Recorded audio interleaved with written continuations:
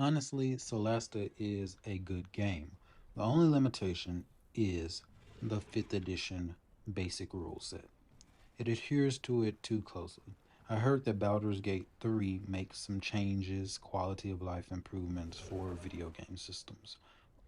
One of these such examples is that if you quicken a spell, then that means you can also cast another leveled spell in the same turn. Basic 5th edition means that if you cast a spell as a bonus action, a spell that is not a cantrip, then the only other spell you can cast would be a cantrip, which is Wizards of the Coast's way of keeping things balanced, quote unquote, which is something that, sure, you could explain in the game world that, oh, it's so powerful so you can't, but it's like, come on now, you already gave the monster superhero hit points. That's why, well, it's not the reason, but I am switching back to the action system of Pathfinder 2e because after playing Divinity Original Sin 2, it's like the action system just makes so much sense because everything is streamlined. It also doesn't take away from the realism of the system. Sure, if there is a way to cast a spell that is not a cantrip, but also cast them twice per turn at lower levels, then you can do it. You're not like just told, oh, I can't do this, which is kind of annoying and it breaks the immersion, kind of. Like, it's when you get used to something, you're used to doing something, and then you go back and, like, what? I can't do this anymore? Because in Divinity Original Sin 2, they're, they're really skills, but you can just cast them as long as you have action points. Cast them, cast them, cast them. Oh, and if they're not on a cooldown. But that's neither here nor there. I do want to mention last gaming session. Some people couldn't make it, and we were importing more people into the group. That's probably not the right phrase, but we're importing their characters definitely. And there were some technical issues. So those were the defining moments of that session. Nothing crazy stood out to me, but I did realize a little later on that I need to skip some classes and start on the classes that my players are actually playing in terms of revamping them for the Aetherbound system. Because I did the Barbarian first because it's like the first class that shows up based on alphabetical order. Now I'm on the Bard, and Cleric is next, but I'm gonna skip to Fighter because we have a Fighter, we have a Magus, which I'm probably gonna change into Magic Knight because I want all of my classes to have some type of anime or video game type feeling, some tropes that I watch from them and want to bring it to these classes. And I think the Magus will be perfect for the Magic Knight from Black Clover. So I'm gonna see whenever I get to the Magus, see what I can input. I probably want to do a whole re-skinning of it. I might just add some elements via feats and class. I don't think I would actually need a class feature. I think I can just do feats, which would make the most sense. I just have to see how the Magus is designed, and then I can just add different feats, different spells as far as like beast magic and stuff like that. Because I can't make them archetypes. Well, if I could do all types of archetypes. That's probably what I'll do. They'll be kind of cool. Just slowly add them over time. Just do beast magic as an archetype because I don't think the regular magic has an archetype. So do beast magic archetype, have the magic focus on different types. So beast magic, did fire magic, basic stuff, ice magic. I want to do the cool magics. The trap magic, that would be interesting to implement. I think that would be a good idea. I'm so glad that we're having these discussion. So, and the bard. Bard is coming along nicely. I added two new muses. The muses are such a great mechanic, so I had to keep them. All of them are good. Paizo does a great job with designing things, but I needed to create the Anguish Muse. So basically, the thought that were going through my mind was, okay, what if a bard is inspired by either A, inflicting pain on him or herself, or B, inflicting pain on others? Because I can picture that bard. Some people in the world that might still be who are inspired by those things. And then I needed to make the Mortality Muse. This is the bard who is inspired by death, mortality, contemplating death, or just killing a lot of people, depending on how you. I didn't want to put that specific thought or idea of a character. I want players to be able to choose. And I like Pathfinder 2E's class design where they don't pigeonhole you into a type of character.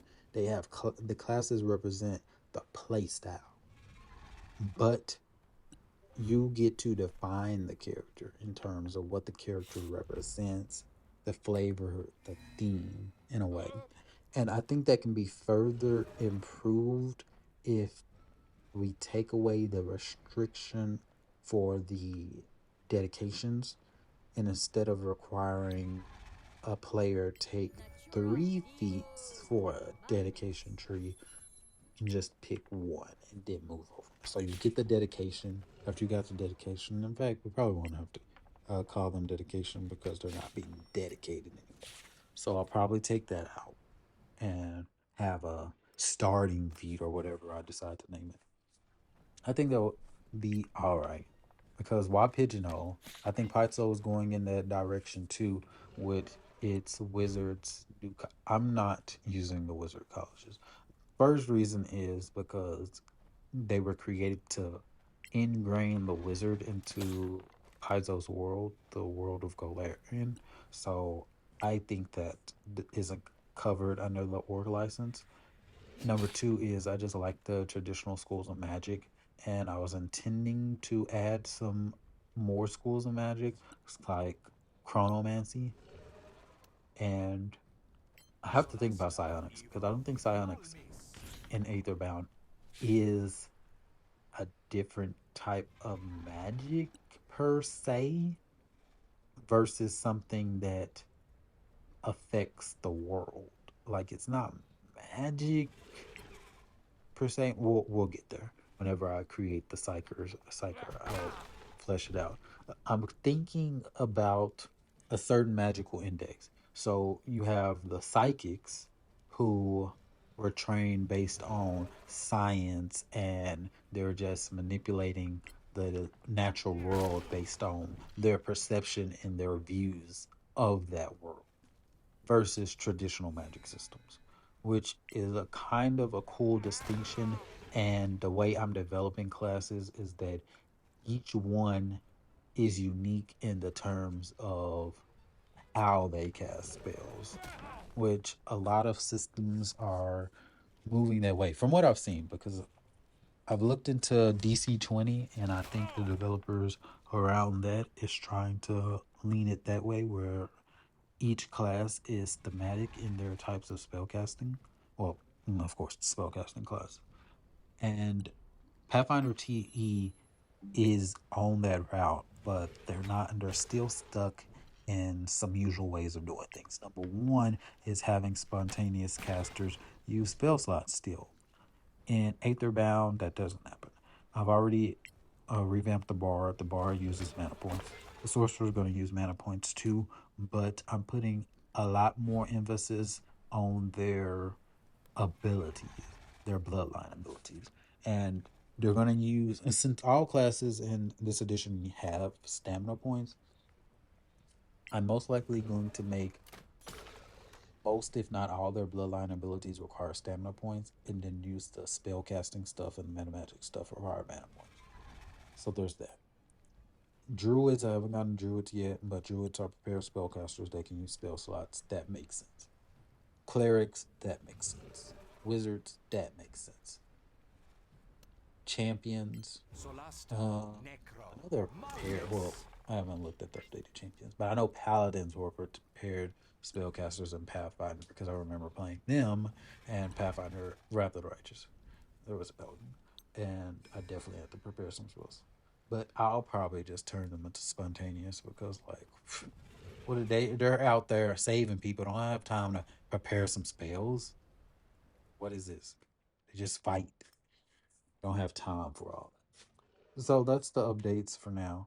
Hopefully by next week we're done with the bard. Well, by next video we're done with the bard, and then we'll start on fighter. This fighter, I was thinking about adding the breathing techniques from Demon Slayer to the Kensai, but I was all like, I did some research, and then I found out that the things don't actually appear. They're just shown in the anime for thematic reasons. So, like the lightning slash thunder doesn't appear when you do thunder breathing. The water doesn't appear when you do water breathing. Okay, so it's just there for visual representation. Okay, it's not a magical thing. Okay, you don't need key points. Okay, you just need stamina points. Okay, fighter, let's do it. Let's make fighters powerful because I don't like the idea of weakening spellcasters to make fighters more powerful. I did watch a video by Ron the Rules Lawyer, and he mentioned something about nuclear arms race. There's only so much you can increase in power in terms of fighters to make them competitive with wizards or other spellcasters before you just completely make them super overpowered. Solasta, And there's Necro, some that makes Marvelous. sense. There's some logic to it. But you also have to count like there's only so far you can reduce magic to make spellcasters similar in strength to martial classes, but still have the magical nature of magic still mean something.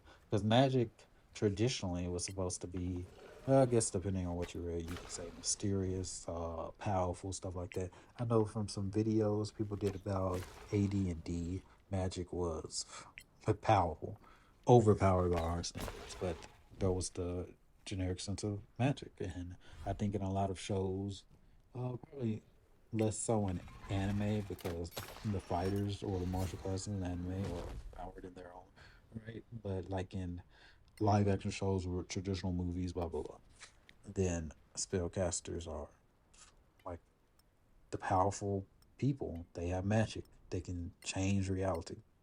But we'll see when we get there. Fighters next. Then after fighter, it will be mages because that makes sense. Because I already did the bard, so I have an idea of magic. After I do a fighter, I know the pinnacle of martial classes.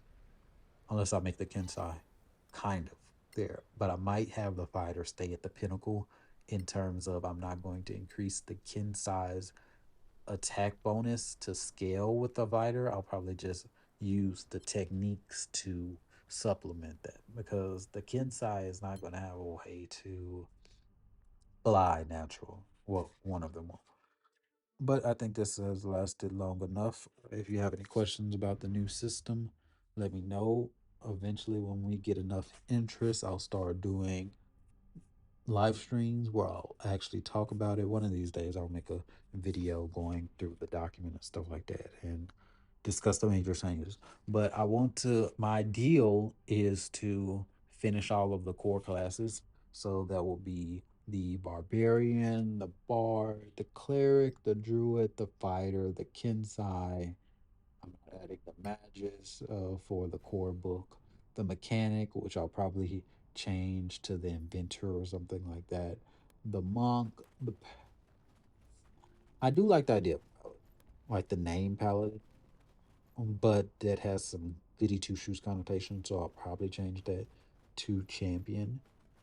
Okay, and then we have the psyker, and the psyker I might change that to Yes, psionic, Kaiden. but essentially Come just psionic on, don't class. give me the The title. I'm ranger, not Pro Dear. the rogue, Congratulations the on your election. sorcerer, the Thanks. summoner, Be here and for the the Guardian. wizard. on Those are your going to own be the happen. core Do you classes. know Of where it course, the is? one that I didn't say. The Warlock's I going to don't. come later, And and then I have you'll some need ideas this for to some other open the ones. way.